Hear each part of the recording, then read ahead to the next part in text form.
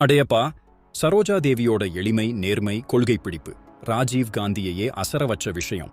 என்ன நடந்ததுன்னு கேட்டா வாயடைச்சு போயிடுவீங்க. சினிமாவுல நிலைக்க பலரும் எதை வேணாலும் செய்யற இந்த உலகத்துல சரோஜா தேவி முற்றிலும் வித்தியாசமானவர். கன்னடத்து பைங்கிளி, அபிநய சரஸ்வதின்னு ரசிகர்களால அன்பா அழைக்கப்பட்ட இவங்க 1955ல மகாகவி காளிதாஸ் கன்னட படத்துல அம்மா வற்புறுத்தலால தான் நடிகையானாங்க. அந்த படம் சூப்பர் ஹிட்.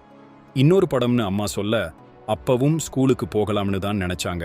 ஆனா கே சுப்பிரமணியம் கொடுத்த கச்ச தேவயானிங்கிற கன்னட படம் இவங்க வாழ்க்கையையே தலைகீழா மாத்திடுச்சு. சிவப்பா இருந்தாதான் கவர்ச்சின்னு இருந்தப்ப மாநிற அழகாலவே லட்சக்கணக்கான இதயங்களை கட்டி போட்டாங்க. தமிழ் தெரியாட்டியும் எம்ஜிஆர் கூட 26 படங்களிலும் சிவாஜி கூட 22 படங்களிலும் நடிச்சு நடிப்புக்கு மொழி ஒரு தடையில்லைன்னு நிரூபிச்சாங்க. சரோஜா தேவியோட வாழ்க்கையில 2 விஷயங்கள் தனிச்சு நின்னுச்சு. ஒன்னு, அவங்களோட அளப்பரிய எளிமை. ஒரு சமயம் பம்பாயில பெரிய கார் வாங்க போனப்ப தயாரிப்பாளர் வாசன் சார், நீங்க பிரபலமான நடிகை, ஒரு சின்ன கார்ல ஆடம்பரம் இல்லாம போனாலே போதும், எல்லாரும் உங்களை திரும்பி பார்ப்பாங்க. ஆடம்பரமா போனா வண்டிய பார்த்து கூடும் கூட்டம் நடிகையை பார்த்து சேராது. எளிமையா இருங்க, தலை நிமிர்ந்து வாழலாம்னு சொன்னதும் கார் வாங்குற எண்ணத்தையே கைவிட்டுட்டாங்களாம். பிரபலமா இருக்கிறவங்க எப்படி இருக்கணும்னு இளைய தலைமுறைக்கும் அப்போதே ஒரு பாடம் சொல்லிட்டாங்க. இன்னொரு விஷயம், அவங்க நேர்மை.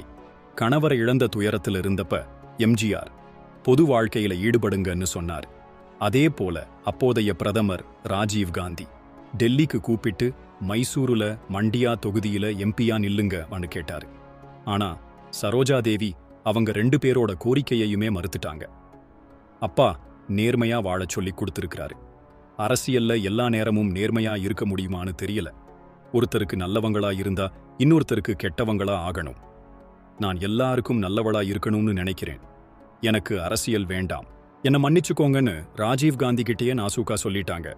இது கேட்ட ராஜீவ் காந்தி, அப்ப வேற எந்த கட்சிக்கும் நீங்க பிரசாரம் செய்யக்கூடாதுன்னு சத்தியம் பண்ணுங்கன்னு கேட்டாராம்.